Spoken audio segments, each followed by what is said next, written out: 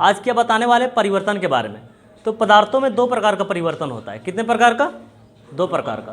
पहला होता है भौतिक परिवर्तन और दूसरा होता है रासायनिक परिवर्तन। तो सबसे पहले हम लोग सिंपल जान लेते हैं कि भौतिक परिवर्तन किसको बोलते हैं। ठीक है, जैसे एक बर्फ़ की सिल्ली को लिया, बर्फ़ जब पिघला तो पानी बन गया। क्या उस पानी से बर्फ़ बनाया जा सकता है? बर्फ़ बन जाएगा, है ना।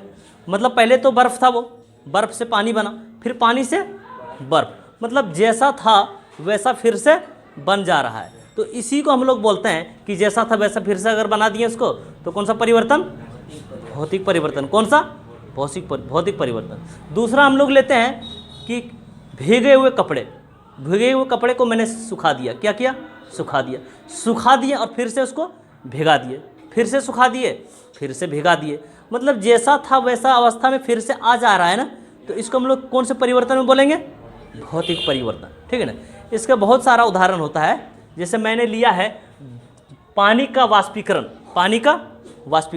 मैंने एक बर्तन के अंदर पानी लिया और नीचे से आग जला दिया, तो क्या देखा कि पानी जो है भाप बनकर उड़ने लगी। तो क्या किए, इसके ऊपर एक बर्तन लगा दिए। जब पानी भाप बनकर उड़ रही थी तो पसीज कर फिर से दोबारा इस बर्तन में आ रहा है। मतलब जो भाप बना फिर से वापस जाकर ये पानी बना। मतलब भाप से पानी से भाप और भाप से पानी मिल जा रहा है। तो कौन सा परिवर्तन? भौतिक परिवर्तन। कौन सा? भौतिक परिवर्तन। और आगे समझते हैं हम लोग, जैसे बल्ब का जलना, बल्ब को जला दिए बुझा दिए, मतलब जैसा था वैसा अवस्था में आ जा रहा है ना, तो ये कौन सी परिवर्तन हुआ? भौतिक परिवर्तन। अब हम लोग समझते हैं रासायनिक परिवर्तन के बारे में। ठीक है, रासायनिक परिवर्तन के बारे में, जैसे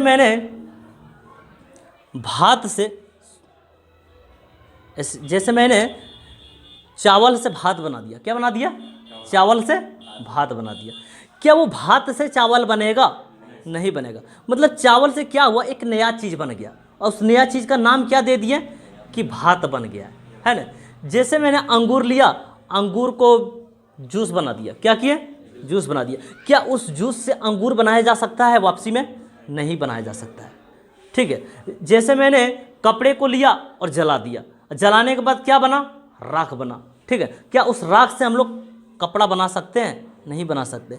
मतलब जैसे किसी चीज़ को ले रहे हैं और उसको जला दे रहे हैं, है ना, तो वो क्या देख रहे हैं कि उससे एक नया चीज़ बन रहा है, उससे एक नया सामान बन रहा है। वो मतलब जैसा था वैसा पहले नहीं बन सकता है। तो कौन सा परिवर्तन होता है? वो रासायनिक परिवर्तन में। रासायनिक परिवर्तन में क्या होता है कि एक नया पदार्थ बन जाता है। मतलब जैसा अवस्था में पहले था वो अपना वाला रूप में पहले अब नहीं आ सकता है ना।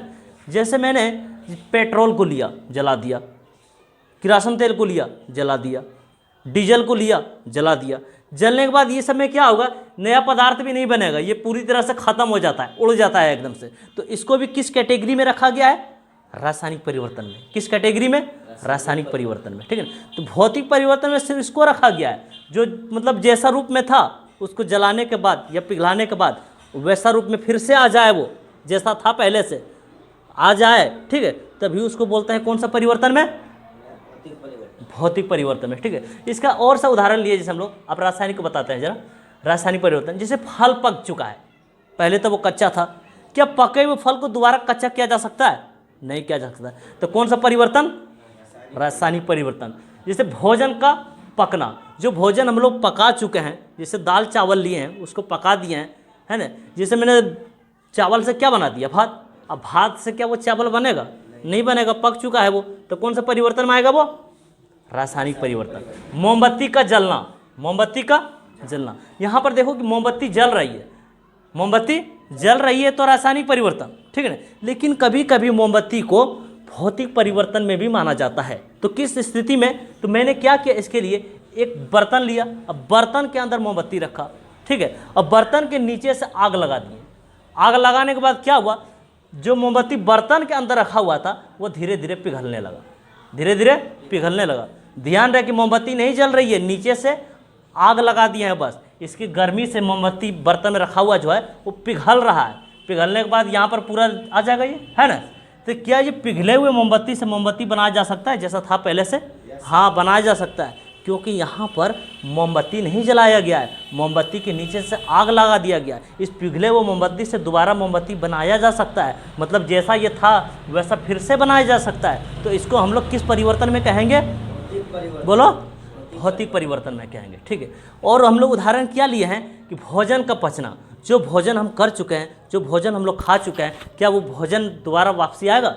नहीं। हमारे शरीर में क्या होता है, वो एक मल द्वार से बाहर निकल जाता है, मतलब एक नया प्रोडक्ट बनता है। ठीक है ना। और उस मल से हम लोग कोई नया प्रोडक्ट बना सकते हैं, मतलब जैसा हम लोग भोजन किए थे वैसा हम लोग प्राप्त नहीं कर सकते हैं। ठीक है ना। अब आ जाते हैं हम लोग, जरा इसको भी समझ लेते हैं दोबारा भौतिक परिवर्तन के बारे में। ठीक है। जैसे मैंने एक उदाहरण लिया है, सांस लेना। क्या लिए? सांस लेना। जो हम सांस लेते हैं तो हमारी पेट जो फूल जाती है। ठीक है। और जब सांस छोड़ते हैं तो पेट क्या होता है, फिर से पचक जाता है। फिर से सांस लेते हैं, फिर से पेट फूल जाता है, और फिर सांस छोड़ते हैं तो पेट पचक जाता है। मतलब जैसा अवस्था में मेरा पेट था, फिर से वैसा अवस्था में वो आ जा रहा है। तो इसको किस में माना जाएगा? भौतिक परिवर्तन में, क्योंकि जैसा था वैसा आ जा रहा है। और इसमें कौन सा उदाहरण लिए हम? बल्ब का जलना। स्विच दबाएं, बल्ब जल गया, फिर से स्विच दबाएं, बल्ब बुझ गया, बुझा जला, बुझा जला। मतलब जैसा अवस्था में है वो, वैसी अवस्था में वो चीज़ आ जा रहा है। तो किस परिवर्तन में इसको मानेंगे? भौतिक परिवर्तन में मानेंगे। अब जरा रासायनिक परिवर्तन में भी आ जाते हैं दोबारा। ठीक है।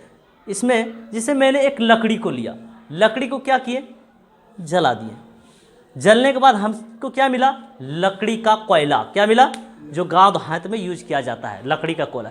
क्या उस लकड़ी के कोयले से हम लोग जैसा लकड़ी था पहले लकड़ी बना सकते हैं?